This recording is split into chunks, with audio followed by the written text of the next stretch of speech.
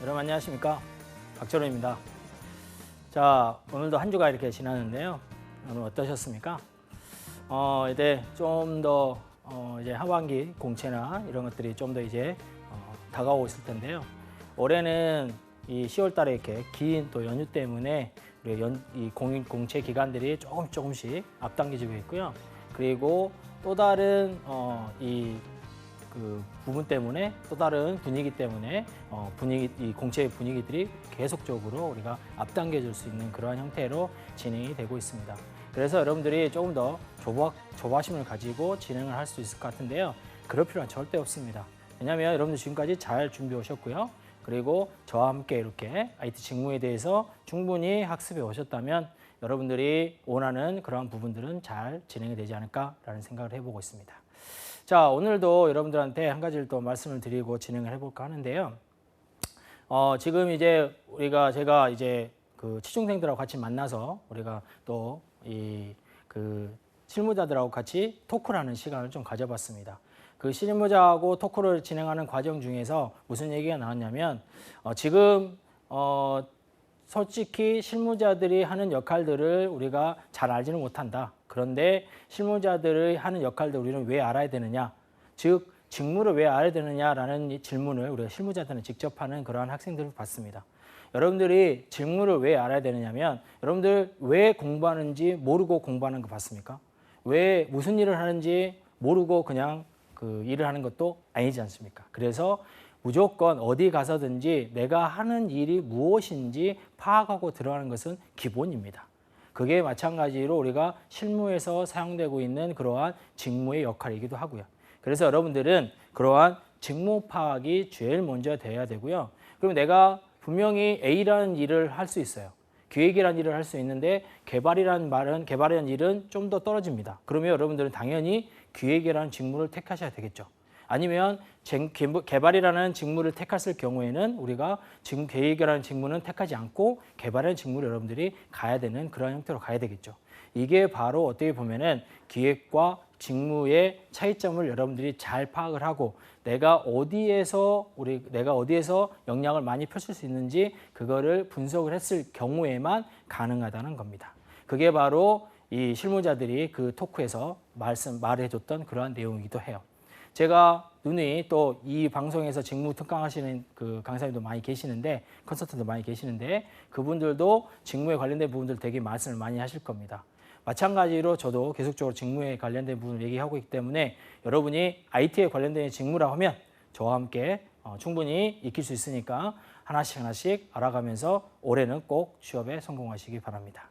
자, 그러면 오늘은 제가 어떠한 부분을 가지고 나왔냐면, 조금 여러분들한테 핫 이슈가 될 만한, 그리고 이번에 조금 더 바뀌고 있는 그러한 부분에 대해서 여러분들이 이거 정도는 알고 지원을 하시는 게 좋겠다. 그리고 여기에는 이번에는 꼭 지원하시면 좋겠다. 그리고 특히 BIT 계열의 학생들도 지원할 수 있는 그러한 부분이기 때문에 제가 말씀을 좀 드리려고 나왔습니다.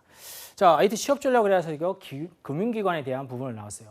뜬금없이 그냥 금융기관을 얘기한다는 것은 여러분들한테 또 이렇게 거부감을 좀 나올 수 있을 텐데, 그게 아니라요. 금융기관이 그만큼 뭐가 변화되고 있냐면 채용 시장이 변하고 있습니다. 여기 이제 이 금융기관을 하고 계시는 김원빈 멘토님이 계시는데, 그분이 하고 계시는 부분들과 저하고 오버랩된 부분들은 좀 있습니다. 그런데 저는 거기 부분 중에서 IT에 관련된 부분으로 특화를 시켜가지고 여러분들한테 말씀을 드리도록 하겠습니다.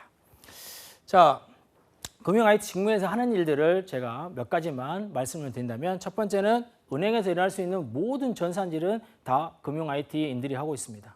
당연히 그러겠죠. 이거는 지금 현재의 금융기관에서 일하고 있는, 즉 보험회사라든지 은행이라든지 아니면은 또 카드회사라든지 이런 등등등의 업계에서 일하고 있는 사람들은 다 일어날 수 있는 전산적인 일들은 다 다루고 있겠죠. 그 다음에 소비자형 프로그램을 개발을 합니다. 즉 소비자 클라이언트들이 원하는 그러한 프로그램을 개발을 해서 진행을 하고 있다는 내용들이죠. 그 다음에 서버 시스템 운영이라든지 아니면은 데이터베이스 운영, 저번 시간에 했던 부분 중에서 데이터베이스 관련된 얘기 했었죠. 그래서 그러한 데이터베이스 관련된 운영이라든지 이런 것들을 하고 있습니다. 그리고 인터넷 뱅킹이라든지 앱 뱅킹, 그리고 보안 시스템의 관리 등을 하고 있는 업무가 금융 IT 직무에서 하는 일들입니다. 자, 그러면 이러한 입사 후에 어떤 일을 주로 하는지 몇 가지만 말씀을 드린다면 IT 기획부서, 그리고 IT 개발부서, IT 운영부서로 이렇게 나누어서 현재에는 그렇게 운영이 되고 있습니다.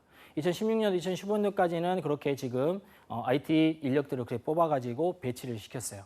IT 기획부서에서는 보유한 장비라든지 아니면 업무 시스템의 가동 현황을 파악을 하고요. 그리고 최신 IT 기술에 대한 뉴스라든지 아니면 이슈라든지 이런 것들을 파악을 합니다. 그리고 이러한 것들을 토대로 해서 전산 장비의 도입이라든지 아니면 시스템의 도입이라든지 이러한 개발 용역이라든지 이러한 것들을 수주하고 이런 것들을 계약하고 이런 것들을 다 하는 역할을 하는 게 IT 기획부서에서 하는 역할이고요.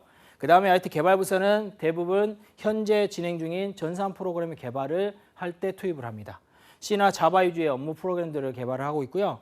전산 IT 시스템의 성능 향상을 위해서 SQL 튜닝이라든지 그리고 데이터베이스의 관리 시스템의 또 운용이라든지 이런 부분들을 하는 부서가 IT 개발부서가 되겠습니다.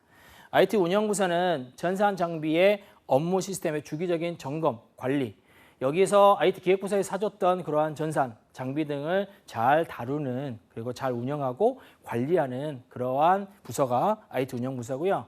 담임 프로그램의 버전 체크와 호환 체크를 하고 있고요. 그리고 업그레이드 작업 등을 수행하고 있으며 그다음에 장애 대비 훈련 등 그리고 장애에 관련되어 있는 문제점이 생기면 분명히 고쳐야 되겠죠. 그러한 장애에 관련된 부분들을 IT 운영부서에서 하고 있다라고 얘기할 수 있습니다. 단편적으로 우리가 얘기를 좀 많이 드렸어요. 그래서 금융 IT에서 하는 역할들이, 금융 IT 일들이 하는 역할들이 무엇이며 그러한 입사 후에 어떤 일을 주로 하는지 이렇게 기획부서, 그 다음에 개발부서, 운영부서에 따라서 제가 말씀을 좀 많이 드렸습니다. 자, 이 부분은 제가 또 금융 IT에 관련된 부분을 할 때도 제가 언급을 좀 했던 부분이기도 하고요. 그래서 이러한 일들을 하고 있던 사람들이 우리가 어떠한 분위기들이 이제 2017년도에 2016년도 말부터 또는 2015년도부터 시작이 돼서 지금 현재는 어떠한 채용 시장에 변화가 왔는지 그리고 여러분들이 어떻게 대비를 해야 되는지 거기에 대해서 말씀을 하도록 하겠습니다. 자, 여기 한번 보실까요? 자, 여러분들 이제 카카오뱅크, 그 다음에 K뱅크라는 말은 여러분들이 이제 잘 알고 계실 겁니다. 2017년도 7월 달에 우리 카카오뱅크가 우리가 두 번째의 인터넷 전문 은행으로 출범을 했습니다. 그렇죠? 우리나라는 두 개의 이제 인터넷 전문 은행이 있죠. 그래서 K뱅크하고 그다음에 카카오뱅크인데요. K뱅크는 KT가 이제 지주사고요. 그다음에 카카오뱅크는 카카오가 이제 주지수가 되겠습니다. 그런데 이 두 기관의 두 전문 은행의 공통적으로 여러분들이 돌풍을 일으키고 있는 뒤에도 제가 말씀드리겠지만 돌풍을 일으키고 있는 그러한 부분이 있습니다. 뭐냐면 365일 24시간 은행이 굴러가고 있다는 것이죠. 자, 시중에 있는 은행들은 점포형 은행이기 때문에 9시부터 4시까지밖에 진행이 않습니다. 그죠? 건보면 딱 끝나고 나면은 다음 날 해야 돼요. 그런데 이 K뱅크는 아니면은 인터넷 카카오뱅크 같은 경우에는요. 365일 24시간 언제든지 이러한 업무들을 볼 수 있다는 겁니다. 이게 소비자들한테 그만큼 많이 다가왔었고요. 그 다음에 얼마만큼의 또 돌풍을 일으켰냐면 카카오뱅크 같은 경우에는 우리가 우리가 개시일 하루 만에 한 시중은행이 1년 동안 해야 되는 그러한 가입자가 있습니다. 1년 동안 해야 되는 가입자의 수를 꽁충 뛰어넘었어요. 얼마만큼의 가입자를 받았다는 얘기입니까? 그리고 여신, 그리고 우리가 대출에 관련된 그 금액들도 어마어마하게 우리가 시중은행보다 그만큼 많이 진행이 됐었다라고 우리가 발표됐었죠. 그만큼의 시너지 효과들이 발표가 되면서 또 이 신한은행이라든지 아니면은 KB국민은행, 그다음에 하나은행, 그다음에 뭐 우리은행 등등등의 농협 같은 게 등등등의 시중의 국제국책 은행들도 이렇게 IT에 관련된 부분들이 변화를 시키고 있고 그리고 IT에 관련돼 있는 인력들을 그리고 전문직의 인력들을 계속적으로 채용을 하고 있습니다. 이러한 부분들이 어떻게 변화가 되고 있는지 거기에 대해서 좀 알아보도록 할 거고요. 그 다음에 지금 현재는 카카오뱅크와 K뱅크가 어떻게 운영되고 있는지 먼저 알아보도록 하겠습니다. 자, 이러한 이제 그 기사거리가 있었어요. 그래서 카카오뱅크 은행 IT에 새 이정표를 제시했다. 자, 이 부분에서 당연히 제가 서두에 말씀드린 것처럼 365, 24시간 운영되고 있기 때문에 당연히 사람들이 편리성을 띠고 있고 그리고 1금융권, 즉 우리가 알고 있는 1금융권하고 똑같은 역할을 하고 있죠. 그래서 당연히 새 이정표를 제시할 수밖에 없었습니다. 그런데 어떠한 이정표를 쟀느냐? 자, 출범 일주일 만에 150만 계좌. 이건 어마어마한 거죠. 그 다음에 국내 은행 중에서 처음으로 오픈 소프트웨어를 중심으로 IT 인프라를 구성한 첫 번째 은행이었다. 자, 카카오뱅크에서 우리가 금융산업에 우리가 이슈를 줬지만은 또 다시 어디에냐면 IT 산업에도 이슈화를 시켰다는 겁니다. 자, 각종 시중은행에 지금 현재 가지고 있는 시중은행에서 IT 인프라를 구축하기 위해서는요, 이 보수적인, 즉 오픈에 되어지지 않는 그러한 소프트웨어들을 사용을 하면서 진행을 하고 있습니다. 그런데 카카오뱅크는 7월 달에 출범을 하면서 어떠한 형태를 받아들였냐면 오픈 소프트웨어 형태를 받아들여 가지고 IT 인프라를 구축했다는 것이죠. 자, 이건 정말 획기적인 겁니다. 왜냐하면 가장 보수적으로 우리가 운영되어야 되는 그러한 은행이 그리고 정말 안정적으로 우리가 진행되어야 되는 부분들이 우리가 오픈 소스보다는 훨씬 더 이렇게 개방되지 않은 그 비개방형 그러한 소프트웨어들이 시스템들이 쓰일 수밖에 없는 건데 여기 나온 것이 안정성과 데이터 정합성들을 다 우선순위로 하면서도 오픈소스 소프트웨어, 오픈소스의 소프트웨어 관련되어 있는 IT 인프라를 구축했다. 이걸 가지고 구축했다는 것은 IT 산업에서도 큰 이슈가 될 수밖에 없었던 겁니다. 그리고 이거는 시중은행의 머리에 땡 하늘 수 있는 그러한 부분으로 갈 수밖에 없었던 것이죠. 그래서 이 때문에 은행이 현존하는 시스템 중에서 가장 비싸고 튼튼한 장비와 소프트웨어를 사용하는 것이 일반적으로 사용됐었는데 이거를 비용을 완전히 줄인 거죠. 오픈 소프트웨어를 사용하면서요. 자, 그래서 카카오뱅크에서 오픈 소프트웨어를 사용하는 이유가 첫 번째 이유는 우리가 비용적인 측면도 우리가 들어갔던 내용들이죠. 그리고 그만큼 은행만큼은 우리가 거의 모든 산업군에서 즐겨 사용되지만 은행군은 그렇게 사용되지 않았다라는 것을 말씀드릴 수 있습니다. 자, 그러면 대부분 국내 은행은 IBM이나 아니면은 HP 같은 우리가 고가의 서버에다가 유닉스 체계, 리눅스 체계나 유닉스 체계를 사용해 가지고 진행하고 있었는데 K뱅크 같은 경우에도 유닉스의 운영 체제를 똑같은 인터넷 전문 은행인 K뱅크 같은 경우에도 유닉스 체제를 사용하고 있었습니다. 자, 이러한 유닉스를 사용하고 있었는데 카카오뱅크는 다소 위험을 감수하더라도 무엇을 썼냐면 리눅스 체계를 썼어요. 유닉스와 리눅스의 체계의 차이점은 뭐냐면 오픈형이냐 오픈형이지 않느냐의 차이점입니다. 그리고 과금이 되느냐 아니면 과금이 되지 않느냐. 그리고 이 부분들이 우리가 마음대로 고쳤을 수 있느냐 마음대로 고칠 수 없느냐 이러한 부분으로 얘기할 수가 있습니다. 그러면 카카오뱅크에서 사용하고 있는 그러한 리눅스 운영체제, 즉 다소 위험성이 있다고만 얘기했지만 그러한 부분들을 다 섭렵을 해가지고 지금 출범했다는 것이죠. 그게 이제 이미 세계적 금융권에서 활용 사례가 많아지고 있습니다. 그만큼 비용적인 측면이나 운영 보수 측면이나 이런 부분들에서 많이 효과를 내고 있기 때문이죠. 그리고 국내 유행에서는 이를 받아들이지 않고 있었는데요. 카카오뱅크가 이거를 확실하게 깨부쉈죠. 깨부수는 다음에 유연성과 확장성이 높다는 평가까지 받아버렸습니다.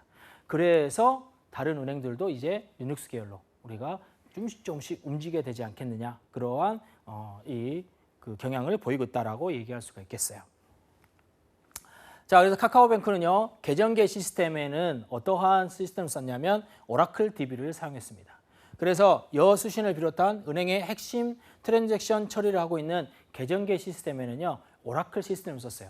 즉 이것도 마찬가지로 오픈소스는 아닙니다. 오픈소스 소프트웨어는 아니고요. 이거는 또 개방된 또 소프트웨어이기 때문에 이 부분에 대해서는 계정형 시스템에 대해서는 카카오뱅크도 이렇게 썼는데 단 채널계 시스템, 즉 채널계 시스템이라는 것은 외부에 연결되는 즉 국민연금이라든지 건강보험이라든지 여러분들이 대출을 받으려면 이런 부분들을 가지고 가야 되는데 아니면 ATM기를 사용하는 ATM기 있죠. 그러한 기기를 이용하는 부분들에서 MySQL이라는 오픈 소스를 이용할 수가 있습니다. 그래서 밑에 나온 것처럼 오라클은 우리가 계정계 시스템에서 또는 MySQL에서는 우리가 채널계 시스템에서 사용을 해가지고 두 개를 짬뽕시켜서 융합시켜서 카카오뱅크가 사용하고 있다는 것이죠. 이거는 여러분들이 카카오뱅크에 지원을 하기 위해서는요. 충분히 알고 있어야 되고 머릿속에 각인되어 있어야 되는 부분입니다. 오픈 소스에 대한 부분들을 가지고 갔다는 것이 아주 큰 이슈였으니까요. 금융기관뿐만 아니라 IT 기업에서도요. 자, 그 다음에 채널계 또한 동등한 안정성과 그 다음에 24시간의 무정지 운영을 해야 됩니다. 이런 부분들이 첫 시작은 마리아DB를 했어요. 자, 마리아DB는 제가 설명을 좀 드리는데요. 오라클이 MySQL을 우리가 인수를 했습니다. 그래서 인수를 하면서 이 MySQL에서 MySQL에 인수를 당하는 게 오라클에서 인수를 당하는 게 부당하다라고 했던 그러한 개발자들이 나와서 만든 게 마리아DB입니다. 그래서 이거는 고가용성으로 우리가 표기가 되기 때문에 카카오뱅크에서 포기를 했어요. 그리고 나서 즉 중요한 이중화 시스템 구성에 대해서 어려움이 있었다는 것이죠. 자, 이중화 시스템 제가 말씀을 좀 드리려고 하는데요. 이중화 시스템은 그러니까 데이터베이스를 사용할 때는요. 이 두 개, 즉 백업본이 분명히 필요합니다. 이 백업본이 분명히 필요한데 이 백업본을 잘 운영하고 있는 회사가 어디냐면 여기 나온 것처럼 오라클입니다. 자, 오라클은 RAC라는 그러한 기능을 사용하고 있어요. RAC라는 기능을 사용하고 있기 때문에 이러한 기능을 이용해서 만약에 IT 이 데이터베이스 서버 하나가 고장이 났어요. 주 IT 서버가. 그러면 백업본이 그대로 연이어서 우리가 서비스를 쓸 수 있는 그러한 서비스가 우리가 RAC 서비스라고 할 수 있는데 이거를 누가 제일 잘하냐면 오라클이 제일 잘해요. 그래서 이 오라클이 제일 잘하는 부분들을 우리가 MySQL 같은 경우에는 우리가 그냥 못해지기 때문에 그리고 마리아DB는 그런 것들을 해줄 수가 없었습니다. 그래서 포기를 했어요. 그런데 MySQL에서 그걸 했다는 것이죠. 자, 어차피 오라클에서 우리가 섭렵을 해서 가져왔기 때문에 마리아DB나 MySQL이나 이건 똑같은 형태입니다. 왜? MySQL 개발자들이 마리아DB를 만들었으니까요. 자, 그 다음에 카카오뱅크입니다. 자, 카카오뱅크는요, 우리가 코어뱅크 시스템을 사용하고 있는데 이거는 또 자바로 개발됐습니다. 자, 일반적으로 우리가 국내 코어뱅킹 시스템은 코볼이나 C로 구성되어 있습니다. 자, 코볼이나 C로 구성되어 있는 부분들을 생각해 본다면 다른 기업들이죠. 일반적인 기업들은 우리가 이렇게 코볼이나 C로 구성되어 있는데요. 카카오뱅크는 전북은행에서 쓰고 있는 그러한 부분, 코어뱅크 시스템을 이식을 해와가지고 자바 기반으로 만들어놨어요. 자, 여러분들 지금 자바를 공부하시는 계신 분들, 또 C나 그 다음에 코볼은 지금은 많이 사용되지 않고 있죠. 그래서 C를 공부하고 계시는 분들, 자, 금융 IT 그리고 카카오뱅크에 여러분들이 관심이 있고 나는 여기에 가봐야겠다. 여기는 IT 인력들이 40%가 넘습니다. 그리고 개발력도 있고요. 그래서 차라리 카카오뱅크에 가겠다면은 C보다는 자바를 하시는 게 낫겠죠. 왜? 코어뱅크 시스템이 자바로 개발되어 있기 때문에 훨씬 더 확률이 커지겠죠. 그렇겠죠. 자, 그 다음에 인터넷 은행의 돌풍 중에서 우리가 은행의 현황과 한국의 ICT 환경을 좀 보도록 하겠습니다. 자, 여러분 봤을 때 미국, 유럽, 그 다음에 여러 가지 중국, 일본, 그 다음에 K뱅크까지, 우리는 카카오뱅크는 좀 안 나와 있는데요. 2016년 11월 14일까지 해서 K뱅크까지 해서 한국 세계 최고 수준의 모바일 환경으로 구성이 되어 있다라고 했습니다. 미국은 우리가 알리라든지 아니면은 중국은 뭐 위뱅크라든지 그다음에 세븐뱅크라든지 일본의 세븐뱅크라든지 이러한 것들이 2000년도 그다음에 1995년도부터 진행이 되고 있는 것을 여러분들이 확인할 수 있을 거예요. 그죠? 그런데 한국과 미국과 일본 밑에 그래프를 좀 볼까요? 그래프를 보게 되면은 한국, 그다음에 미국, 그다음에 일본의 스마트 보급률이 보면은 91%가 됐습니다. 한국은. 그다음에 비대면 채널 비중이 우리가 2007년보다는 2016년에 현저히 올라갔죠. 즉 79%에서 89%로 올라간 것을 확인할 수 있습니다. 즉 비대면 채널 비중이 89%가 진행이 됐습니다. 그 다음에 스마트폰 뱅킹 등록자가 약 6만 8천만 명.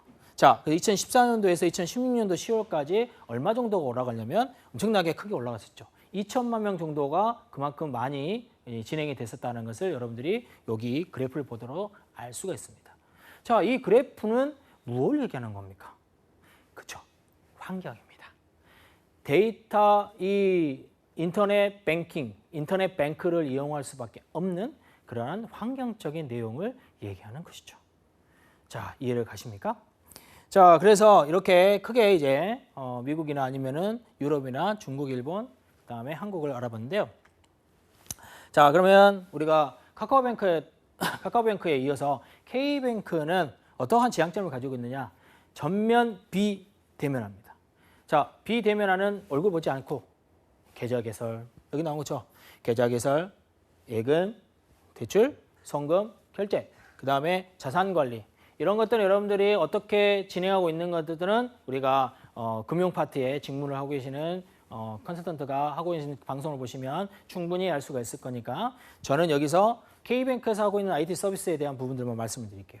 그렇죠? 그래서 계절 개설이라든지 예금이라든지 또는 대출이라든지 송금이라든지 또는 결제라든지 또는 자산 관리라든지 이런 부분들을 비대면에 관련된 부분으로 진행을 해야 된다. 이게 바로 인터넷 은행의 돌풍의 또 주역들이 됐었습니다. 자, 그래서 카카오뱅크와 K뱅크를 우리가 나눠서 우리가 비교를 해봤어요. 자, 여기 잠깐 볼까요? 자, 카카오뱅크는 우리가 카카오톡을 이용하고 있습니다. 그 다음에 K뱅크는 모바일과 편의점, 그 다음에 공중전화버스, 그 다음에 IPTV 등 오프라인 채널을 이용하고 있어요. 자, 딱 봤을 때 어떤 느낌이 드십니까? 그렇죠. 자기 자회사의 큰 이슈들을 가지고 있죠. 큰 제품들을 이용하고 있죠. 자, 카카오뱅크는 카카오에서 만들었기 때문에 카카오톡을 당연히 이용할 수밖에 없어요. 그리고 K뱅크는 모바일, 편의점에 관련되어 있는, 즉 KT에서 했기 때문에 KT가 할 수 있는 공중전화버스, IPTV 등을 이용을 해서 이러한 오프라인 채널들을 이용해서 플랫폼을 만들 수밖에 없겠죠. 그 다음에 주요 서비스는 자, 카카오뱅크는 간편 송금, 이자 선택, 그 다음에 금융봇, 카카오 스코어링, 해외 진출, 그 다음에 벤사까지 운영이 되고 있다. 그 다음에 K뱅크 같은 경우는요, 똑같이 간편 계좌는 개설될 수 있고 우리 동네 ATM, 다양한 예금 상품, 그 다음에 오토 PB, 그 다음에 익스프레스페이, 그 다음에 자영업자 지원 등이 진행되고 있습니다. 자, 여기서 우리가 가장 봐야 되는 부분들은 뭐냐면 간편 송금. 자, 카카오톡에서 이용하는 간편 송금이라는 부분들은 어디하고 연결이 된다고 생각하십니까? 그렇죠. 핀테크입니다. 그죠? 여러분들이 핀테크라는 말은 제가 뒤에서 좀 더 자세히 말씀을 드릴 건데요. 여기에 나오는 간편 송금도 핀테크의 하나입니다. 그 다음에 이사선택, 현금 또는 음원을 이용해서 또는 음원을 이용해서 이자를 낼 수가 있어요. 또는 게임 아이템이나 온라인 쇼핑몰을 이용해서 할 수 있어요. 온라인 쇼핑몰에 있는 무료 배송 이용권들을 선택을 해서 이자를 낼 수가 있습니다. 정말 획기적이죠. 우리가 음원을 만들었어요. 즉 음악을 만들죠. 아니면은 뮤직비디오를 만들었죠. 이러한 것들이 이용을 해서 나왔던 수익금이라든지 아니면 게임 아이템을 팔아요. 그거 팔면 거기 나오는 수익금이라든지 또는 온라인 쇼핑이나 무료 배송하는 그러한 이용권을 가진 선택이라든지 그 다음에 이러한 것들이 이제 카카오톡에서 우리가 내놨던 그러한 큰 이슈에 관련되어 있는 부분들이고 이것들이 일주일 만에 150만 계좌를 털 수 있게 만들어놨던 것이라고 얘기할 수도 있겠죠. 과언이 아닐 겁니다. 그다음에 K뱅크는 그나마 또 우리 동네 ATM기에서 진행할 수 있죠. 편의점, 은행들 설치학, 계좌 개설, 대출 등을 다 할 수가 있습니다. 그리고 K뱅크나 카카오뱅크에서는 우리가 이 캐시카드, 그죠? 캐시카드들을 발급을 하고 있었죠. K뱅크에서도 캐시카드를 발급을 시켰고, 그다음에 저는 카카오뱅크는 아직 등록을 안 시켰는데 카카오뱅크 나오는 그러한 이 캐시카드를 봤더니 카카오뱅크 훨씬 이쁘더라고요. 제 개인적으로는. 그런데 이거를 또 K뱅크에서 다른 아니면 시중은행에서 다른 이러한 부분으로 만들어내는 걸 보니까 즉 카카오에서 만들었던 그러한 캐릭터를 이용해가지고 충분히 진행할 수 있으니까 그렇게 했겠죠. 자, 그 다음에 금융봇이 있습니다. 카카오뱅크에 금융봇이 있는데 카카오뱅크 금융봇은 말 그대로 사람과 로봇이 이렇게 말하는 챗봇 형태의 내용이라고 이해를 하시면 좋을 것 같아요. 그래서 24시간 상담, 소비, 지출 알림, 위치 소급표도 기반 전공 제공, 재테크 정보를 제공할 수 있는 그러한 금융봇을 만들어서 우리가 진행을 하고 있다는 것을 여러분들이 아시면 좋을 것 같고요. 그 다음에 K뱅크는 여기 나온 것처럼 금융거래나 생활자금 관리를 조언하고 신용등급이나 정보들을 제공할 수 있는 오토PB라는 것을 제공하고 있습니다. 자, 그래서 여러 개의 내용들, 주요 서비스들을 제가 비교를 해봤는데 이거 말고도 여러 가지가 있어요. 은행에서 많겠죠. 그런데 이 두 가지만 크게 이렇게 말씀을 드리고 넘어가도록 하겠습니다. 자, 그러면 국내 IT 기업의 IT 금융기관의 변화는 어떻게 됐는지 한번 알아보도록 하겠습니다. 자, 5대 은행의 올해 점포 통폐합 계획을 좀 볼까요? 자, 국민은행과 농협과 신한과 우리은행, 하나은행 이렇게 5개의 은행을 찾아봤습니다. 자, 첫 번째 국민은행은 자 2016년에는 34개, 근데 2017년에 몇 개예요? 69개입니다. 2배 늘었죠? 2배 이상. 농협도 21개에서 50개, 2.반배 늘었습니다. 그 다음에 신한도 28개 비슷하지만 줄었죠. 그 다음에 우리은행도 66개에서 80개, 그 다음에 하나은행도 76개 똑같지만 줄인다고 얘기했습니다. 자, 여러분들 점포가 줄면 줄수록 뭐가 없어집니까? 은행원이 없어지죠. 자, 점포가 줄면 줄수록 은행이 없어지고요. 그 다음에 은행원들의 명퇴들이 많이 이루어집니다. 자, 예전에는 명퇴가 많아졌으면 그리고 나가는 사람들이 많아졌으면 그만큼의 신입 인원들이 많이 필요했었는데 지금은 그게 아니죠. 그게 아니고 점포를 사용하는 그러한 사람들, 그런 사람들이 줄고 있기 때문에 그 점포가 필요가 없다는 거예요. 인터넷 뱅킹이라든지 홈뱅킹이라든지 앱뱅킹이라든지 이런 것들을 이용해서 충분히 할 수가 있는데 아니면 차라리 나는 인터넷 뱅크, 그죠? 인터넷 전문 은행에 가서 나는 처리를 하겠다. 이렇게 해버리는데 무슨 점포들이 필요하겠습니까? 이러한 점포들이 이제 없어지면서 뭐가 없어지냐면 거기 점포에서 일하는 사람들의 일자리들이 그만큼 사라지게 되고 일자리들이 사라지게 된다는 것은 뭡니까? 그만큼 채용 인력들이 줄어든다는 내용이죠. 하지만 IT 인력들은 그만큼 많이 늘어나고 있습니다. 왜? 카카오뱅크나 아니면은 K뱅크에서 그렇게 난리를 쳐놨는데, 그죠? 이렇게 난리를 치고 시너지 효과를 이렇게 만들어 놨는데 안 할 은행이 어디 있겠습니까? 그죠? 자, 그래서 5대 은행의 점포수의 추이를 보게 되면 2012년부터 2017년까지 쭉 나와 있습니다. 자, 농협은행은 비슷했어요. 근데 KB국민은행 보세요. 와, 엄청나게 떨어졌죠. 그 다음에 우리은행도 지금 계속적으로 떨어지는 상태고요. 신한은행은 그나마 유지를 하고 있습니다. 그리고 자, 하나은행 같은 경우에는 거의 3분의 1 토막, 거의 반토막 형태에 진행하고 있고요. 그 다음에 우리나라에 들어와 있는 시티은행 같은 경우에도 50% 정도가 점포수가 줄어들었습니다. 자, 점포수가 줄어든 대신 뭘 많이 강화를 했겠어요? 빙고, IT 시스템이죠. 그죠? 자, 그러면 일평균 모바일 뱅킹 서비스의 이용 실적을 보면서 우리가 얼만큼 시중은행들이 모바일 플랫폼을 만들어내게 되고 IT 시스템을 많이 활용을 했는가 이렇게 점포수를 줄이면서요. 그걸 알아보도록 합시다. 자, 2015년 1분기와 2016년 1분기까지 쭉 계속적으로 올라오고 있죠. 그죠? 사용량이 거의 4,000개 중에서 4,000만 건 중에서 5천만 건까지 쭉 올라온 거 보니까 그 급속도로 계속 올라온 거 여러분 확인할 수 있겠죠. 자, 그러면 이러한 시중은행의 모바일 플랫폼들은 뭐가 있느냐? 우리은행은 자, 위위. 자, 그다음에 IB뱅크는 자, 아이원. 자, 여러분들 많이 봤죠? 광고. 그죠? 그다음에 신한은행은 써니뱅크. 그다음에 KB한양뱅크는 IQ뱅크. 그다음에 국민은 리브. 그다음에 NH농협은 오론뱅크라고 해서 출시를 해놨습니다. 자, 간편 송금 경조라든지 24시간 출 상품 가입이라든지 그다음에 지문 인식 방식을 들어온다든지 그 다음에 증권, 보험회사들, 계열사과 이렇게 연결을 시켜가지고 진행한다든지 이러한 부분들이 시중은들의 모바일 플랫폼이라고 얘기할 수가 있습니다. 당연히 점포수가 줄어들면서 모바일 플랫폼에 관련된 부분들이 늘어나면서 IT의 인력들이 그만큼 필요로 하겠다. 누구나 다 예상할 수 있습니다. 여러분도 예상하고 있는 거 아닙니까? 당연히 그래서 나는 은행권에 가려면은 IT 공부를 해야 되겠구나. IT 코딩 공부를 해야 되겠구나.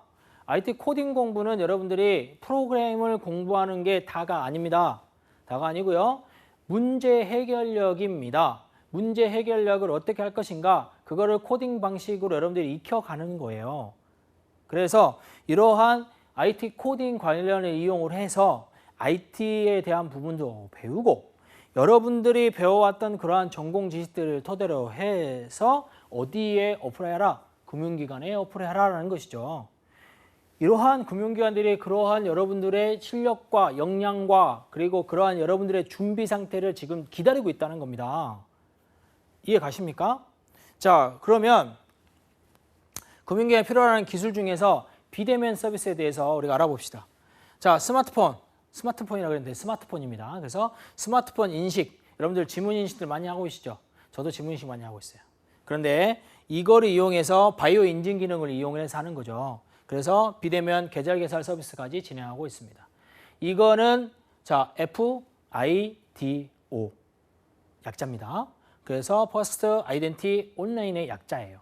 이 FIDO라는 것을 이용을 해서 바이오 인증 시스템입니다. 글로벌 기준으로 바이오 인증 시스템인데 이거를 이용해서 자금이체라든지 아니면은 금융거래를 가능하게 만들다든지 아니면은 공인인수보다 강력한 편리한 보안 인증 시스템을 구축하고 있다라고도 얘기할 수 있고요.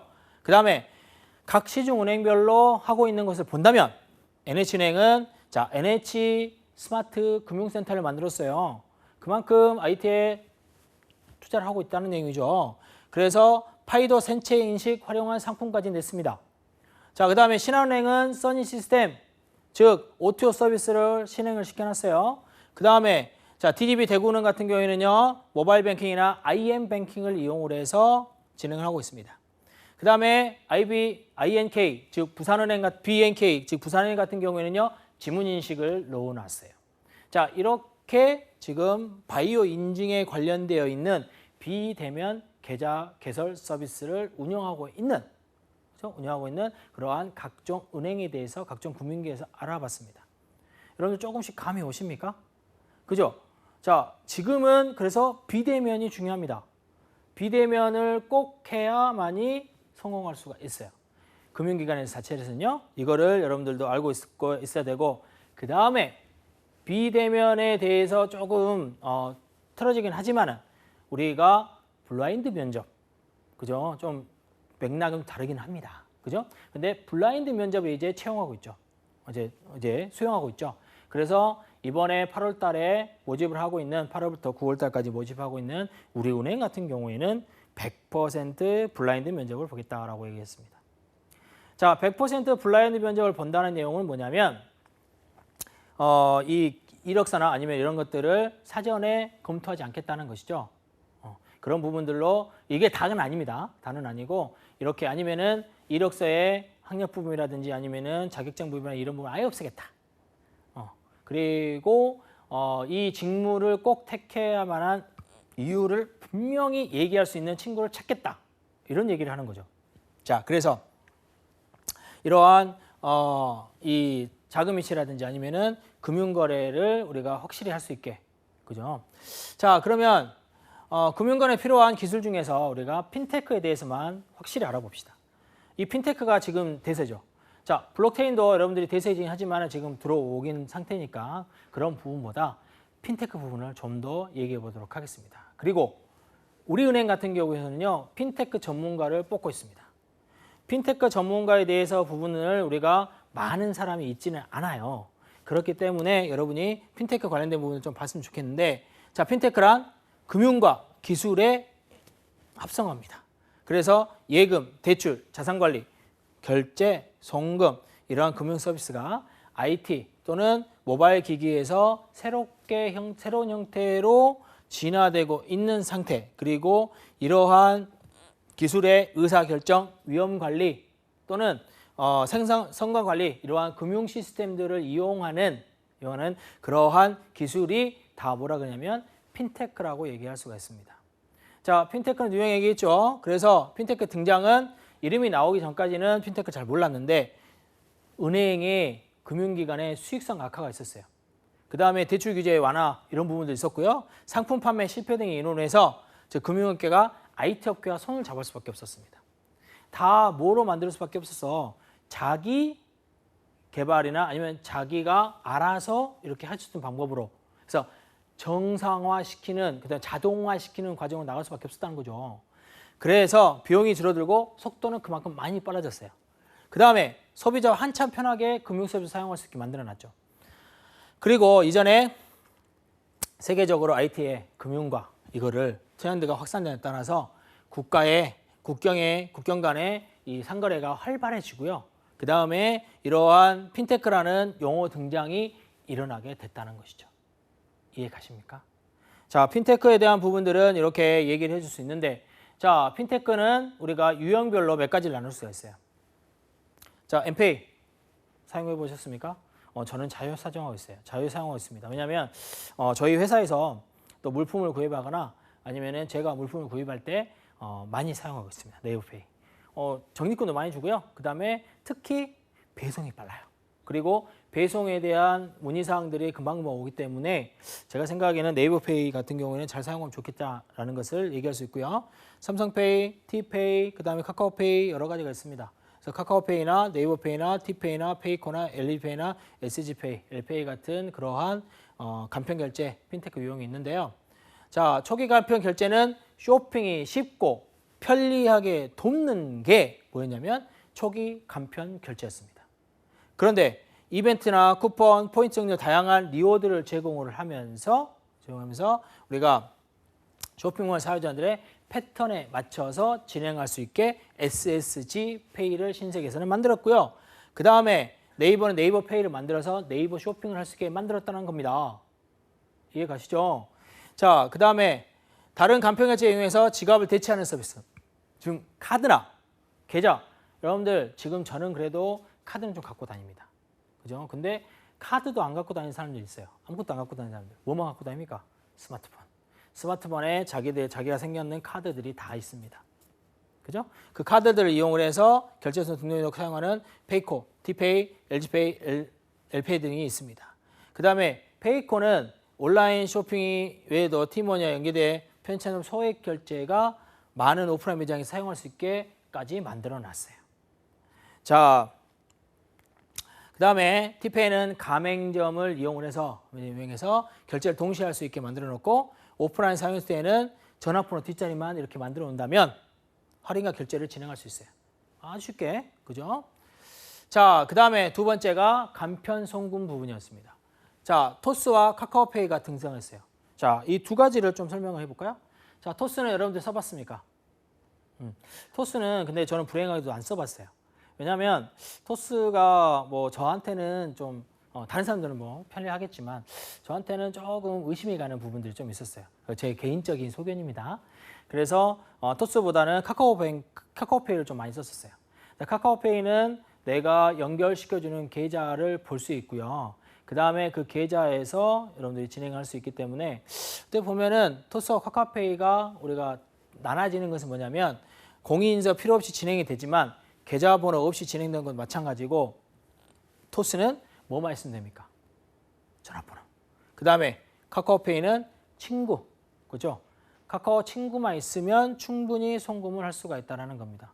어디가 더 해요? 어디가 더 편리하냐면 제가 생각하기에는 카카오페이가 더 편리하지 않나. 왜 그러냐면 전화번호를 찾으려면 좀 걸리겠지만 우리가 친구 같은 경우에는 카카오 이용하면서 그냥 할 수 있기 때문이죠.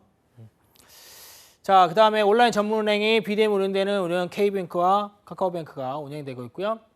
그 다음에 K뱅크와 카카오뱅크를 우리가 좀 한다면 OTP 지원은 실물 OTP만 카카오뱅크는 지원하고 있습니다.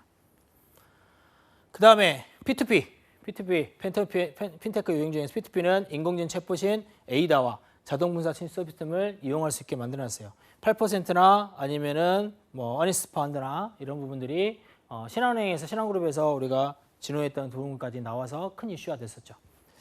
그 다음에 핀테크 유형의 5번째는 자산 관리입니다. 계좌 관리 및 자산 통합 관리를 실시했어요.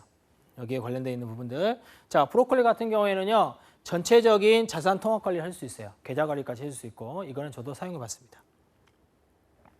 자, 그 다음에 삼성전자 인공지능 음성 인식 서비스가 출시이 됐어요. 이게 뭐냐면 여러분들 드라마 보면은 자, 이렇게 대놓고 누구누구한테 문자 보내줘. 자, 누구누구한테 이 사진을 찍어가지고 사진 찍은 걸 누구누구한테 보내줘. 아니면은 누구누구한테 이렇게 명령을 해가지고 그게 바로 빅스비입니다. 그래서 빅스비에 이용해서 모바일 결제 서비스인 삼성페이 금융플랫폼이 연동됐다면 어플리케이션 호출되고 생체 인식 서비스에 의해서 삼성페이를 우리가 사용할 수 있게, 즉 삼성패스를 이용해서 금융 업무까지 볼 수 있게 만들었다는 겁니다. 자, 그 다음에 지방은행에 과감한 투자들이 있었어요. 그래서 BNK 금융 부산은행 같은 경우에는 썬뱅크나 OTO 전략들을 이용을 해서 지금 크게 확장시키고 있고요. 그 다음에 JB, 즉 전북이나 광주은행 같은 경우에는 차세대 시스템을 만들어내고 있습니다. 그 차세대 시스템에서 핀테크를 적극적으로 육성하고 있어요. 앞에 나왔던 핀테크 있죠. 그 부분을 적극적으로 육성시키고 있고 상용화에 초점을 맞추고 있습니다. 그리고 DGB, 즉 대구에 관련된 대구은행이죠. 그리고 대구에 관련되어 있는 그러한 업체들, 금융기관들이죠. 블록체인들 신기술을 도입하기 위해서 크게 지금 또 움직이고 있습니다.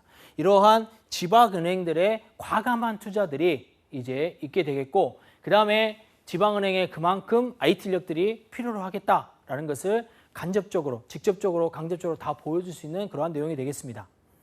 자, 그 다음에 IT 전문가 40여 명이 IP, KB 국민은행 같은 경우에는요, 점포수가 그만큼 많이 줄어들수록 제일 많이 줄어들었죠. 그래서 어떤 전략을 세웠냐면 차세대 추진부라는 것을 만들어놨어요. 40여 명을 이용해서. 그리고 오픈형 차세대 시스템을 구축했습니다. AI, 빅데이터에 관련된 핀테크 기반의 신기술을 만들어냈고요. 그 다음에 메인 플랫폼으로 유닉스로 전향하는 프로젝트 진행했습니다. 우리은행과 기업은행은 벌써 진행을 했고요. 자, 그래서 2017년 주요 은행별 IT 전략을 본다면 디지털 혁신단, 즉 농협은행은 디지털 혁신단을 만들어가지고 진행하고 있습니다. 태스크포트까지 구성을 해서 진행하고 있으니까 농협을 지원하시는 분들은 꼭 숙지를 하시기 바라고요. 그 다음에 신한은행 같은 경우에는 디지털 그룹을 만들었습니다.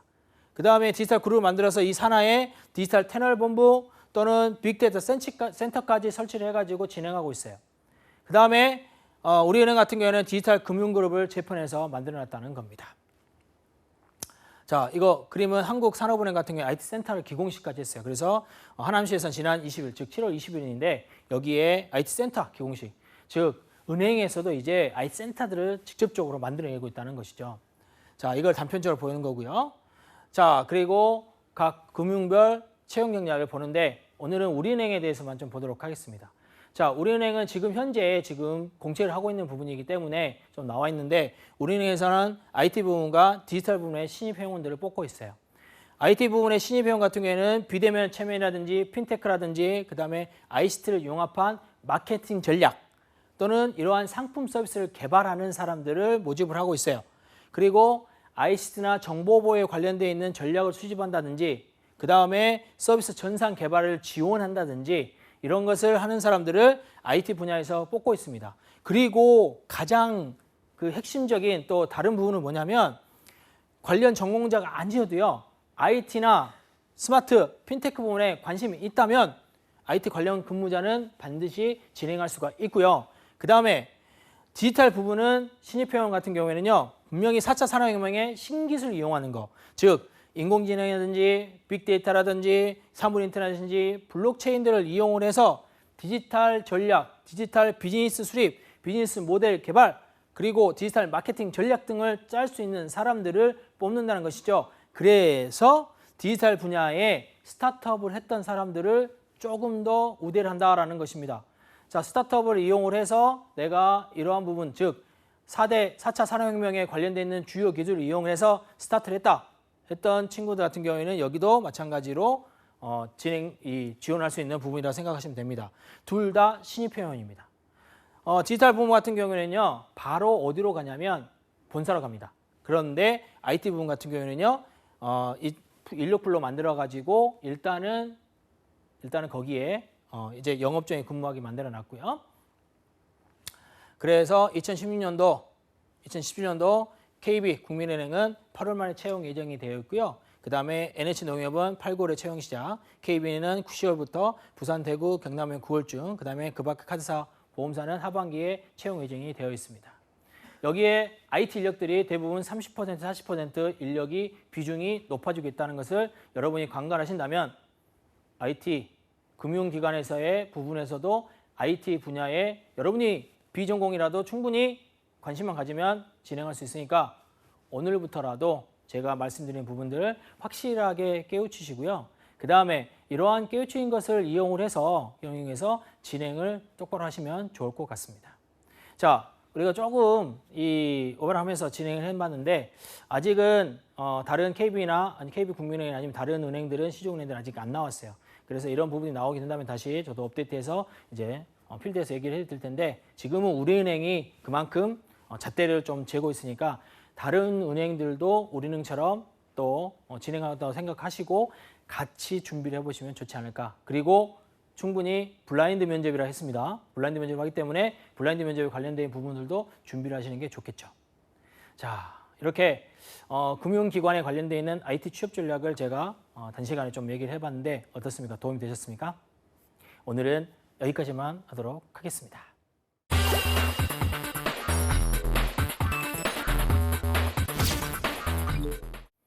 자, 오늘도 박철훈의 IT 실무자 생태 인터뷰 시간이 돌아왔습니다. 자, 오늘은 저번 시간에 이어서요. 이제 지방에 관련되어 있는 부분으로 지방 2탄을 진행해 보도록 하겠습니다. 자, 저번 시간에는 우리가 공익기관인 또 조합, 그죠? 한국 ICT 융합 협동조합을 우리가 좀 얘기를 했었었는데 거기와 협약기관을 가지고 있는 그리고 거기와 조인을 하고 있는 그래서 어떠한 것을 제가 좀 어필하고 싶었냐면 이렇게 조합, 즉 협약기업을 하고 있는 곳과 컨소시엄을 맺어가지고 R&D, 즉 연구 개발을 하고 있는 그러한 업체들도 있겠구나. 그리고 이러한 업체들은 어떤 형식의 이 친구들을 우리가 채용을 하려고 하고 있는지, 그리고 이러한 부분에서는 또 어떻게 진행을 하고 싶어 하는지, 그리고 어떠한 인재를 원하고 있는지 거기에 대해서 좀 알아보기 위해서 이렇게 해보고 왔습니다. 자, 그래서 오늘은 한국 ICT 융합협동조합의 IAMT라는 그러한 회사의 R&D 사업부에서 지금 같이 코옥에서 지금 하고 계시고요. 그 다음에 책임연구원으로 계십니다. 그래서 성땡땡의 우리 대표님을 만나고 왔습니다. 여기는 또 IT 개발 쪽에 또 R&D 연구 개발을 하고 있어서 여러분들이 지금 하고자 하는 그런 부분과 일맥상통하는 부분이라고 생각하시면 됩니다. 나는 개발 쪽으로 조금 더 R&D 하고 싶다. 연구 개발하고 싶다. 아니면 나는 운영 쪽으로 R&D 하고 싶다. 다 괜찮습니다. 여기를 통틀어서 여러분들이 파악만 잘 하신다면 충분히 가능하실 것 같아요. 자, 회사 소개를 간단히 해주세요. 자, 조합은 2013년도에 설립됐고 조합특별부에서 만들어진 IT 공인 인증기관, 소프트웨어 융합이라든지 그 다음에 전문 서비스라든지 소프트웨어 연구라든지 컨설팅 서비스 하고 있는 중소기업형 조합입니다. 여기에서 뭘 하고 있냐면 협약기업과 지금 말했던 IMAT와 협약기업과 컨소시엄 형태로 지금 진행되고 있고 뭘 하고 있냐면 R&D 사업을 진행하고 있는 그러한 대표로 책임연구원으로 지금 일하고 있다라고 얘기를 하셨습니다. 자, 그 다음에 신입연구원의 기본 연봉은 2,600만 원에서 2,800만 원 정도라고 얘기를 할 수 있고요. 그 다음에 교육 분야에서는 우리가 3천만 원에서 그 다음에 많게는 4천만 원까지의 이 연봉 체계를 가지고 있다라고 얘기했었습니다. 자, 그 다음에 현재 직무에서는 어떤 일을 하고 계시나요? 라는 질문을 드렸습니다. 이 대표님은 그래서 조합의 온라인 교육 시스템을 가지고 있다. 그래서 온라인 교육 시스템이 여기에 또 하나의 또 트레이드 마크라고 얘기하더라고요. 그래서 다른 온라인 교육들, 그죠? 원격 교육이라 그러죠. 그런 원격 교육들을 하고 있는 매체들과 다르게 또 이 육성도 아나운서 육성과 그 다음에 대본들은 다 강사님과 그 다음에 전문가들이 짜서 이렇게 대본을 다 넘겨주시고 그거를 아나운서 육성을 통해서 또 진행을 하기 때문에 다른 기관들과의 차별화를 시켜서 그만큼 많은 좋은 평가를 받고 있다. 그러한 온라인 서비스를 하고 있다라고 얘기하셨고요. 그러한 것들을 교육 시스템의 교육 아이템을 이용한, 그죠? 그래서 조합에서의 IT 교육을 하고 있기 때문에 그러한 교육 아이템들을 같이 심을 수 있는 시스템을 개발하고 운영하고 있는 그러한 일을 하고 계시고, 그 다음에 R&D 사업에 대한 컨소시엄 형태의 진행을 하고 계시고, 그 다음에 IT 교육 운영과 연구 개발의 업무를 진행하고 있다고 말씀을 하셨어요. 자, 이러한 부분들은 신입이 꼭 필요하시냐라고 말씀드렸는데 분명히 저한테 말씀하셨습니다. 꼭 필요합니다 라고 말씀하셨어요. 그리고 조금이라도 실력이 있는, 즉 알아먹을 수 있는 사람이면 좋겠습니다라는 것을 또 희망적인 부분들을 얘기해 주셨어요. 자, 그 다음에 회사에서 자랑할 만한 복지가 있다면, 복지라고 한다면 여기 나온 것처럼 전 직업 급여 체계가 다른 곳보다는 월등히 좀 높다라는 것을 얘기할 수 있습니다. 지방으로 갈수록 급여 체계가 이제 많이 줄어들긴 합니다.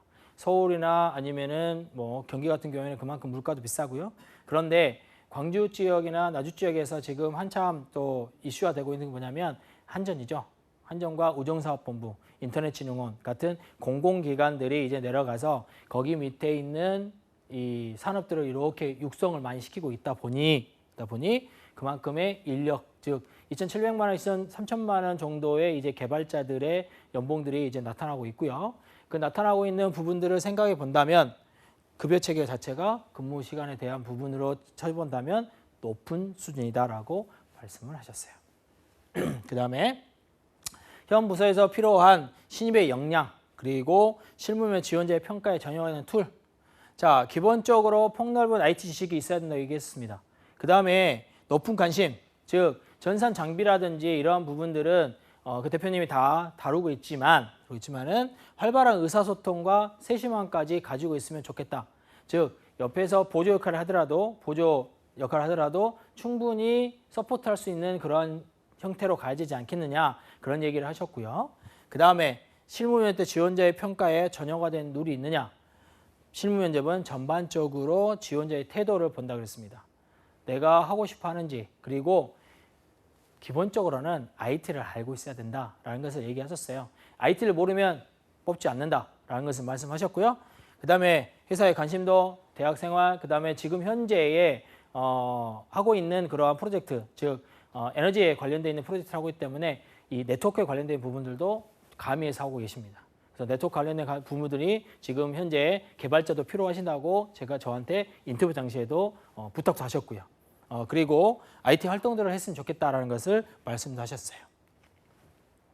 자, 그러면 직원 채용은 어떻게 이루어지고 있느냐? 첫 번째로 기본적으로는 공개 및 추천 채용을 하고 있으니까 저한테도 추천을 해달라고 말씀도 하셨겠죠.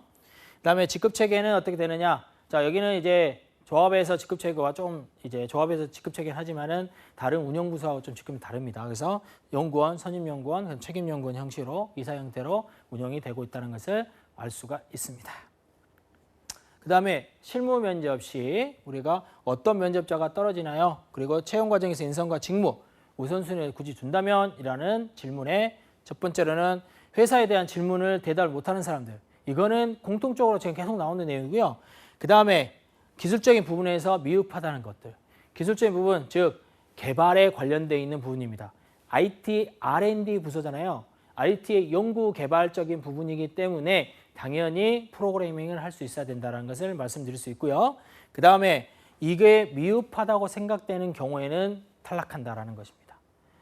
이 개발자들은 그만큼 많습니다. 개발자들 많고요. 그 다음에 그 개발자들을 뽑는 사람들은 잣대가 있겠죠. 그 잣대들이 대부분 비슷해요. IT 관련된 비슷합니다. 여러분들이 제가 했던 이 생생 인터뷰의 내용들을 쭉 보신다면 비슷한 부분들이 많이 나올 겁니다. 왜냐하면 신입을 보는 시각들이 거의 비슷하거든요. 하지만 그 회사마다의 특징들이 있기 때문에 이렇게 제가 해드린 거고요. 그 다음에 채용 과정에서 인성과 직무 우선순위를 굳이 둔다면 인성적인 부분을 좀 들 수 있겠다라고 말씀하셨는데, 하지만 R&D를 하고 있기 때문에 실무자들이 판단을 하고, 그 다음에 인성적인 부분은 우리가 인사 담당자가 판단을 해가지고 지원을 하겠다라고 말씀을 하셨어요. 둘 다 만족해야 분명히 성공한다라는 것을 얘기하셨고요. 자, 현 부서에 필요한 신입의 마음가짐과 프로젝트 방향은 실수를 들어하지 않더라도 적극적으로 배우려는 마음가짐, 요거 제가 누누이 계속 말씀드린 거죠. 배우려는 자세. 자, 배우려는 자세는 여러분들이 자기소개서 안에도 들어가도 충분히 어필할 수가 있습니다. 하지만 뭐가 선행돼야 된다 했죠? 그렇죠. 직무.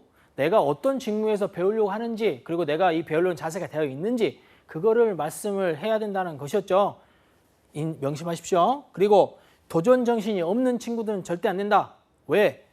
배우려고 하는 마음가짐도 없는데 도전 정신이 있겠습니까? 당연하죠. 그렇죠? 그 다음에 전산직은 지원자의 경험해야 하는 프로젝트 방향은 특히 웹 분야에 관련되어 있는 의사소통을 좀 했으면 좋겠고, 그 다음에 프로젝트 진행을 했으면 좋겠다라는 것을 말씀해 주셨습니다. 즉 의사소통을 잘할 수 있는 그러한, 그리고 특히 웹 분야에 관련되어 있는 부분들로 해줬으면 좋겠다라고 말씀해 주셨어요. 자, 그다음에 마지막으로 신입직원한테 꼭 하고 싶은 말 있다면 10년 후의 나의 모습을 확인해 보시라 했습니다. 상상해 보세요. 즉 누구나 할 수 있는 일 많고요.